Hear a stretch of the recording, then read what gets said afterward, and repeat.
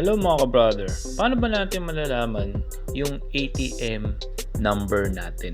So medyo confusing to kung babago nyo lang masubukan mag-transfer ng pera from bank to bank using ATM. So dito sa video natin, susubukan kong ipaliwanag kung ano ba yung mga bahagi ng ating ATM card.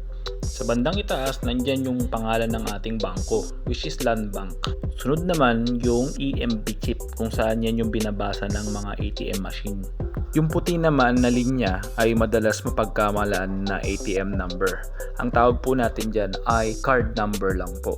Sunod naman yung validity ng ating card, which is January 2028. Yung pink na linya naman, yan yung pangalan ng card holder.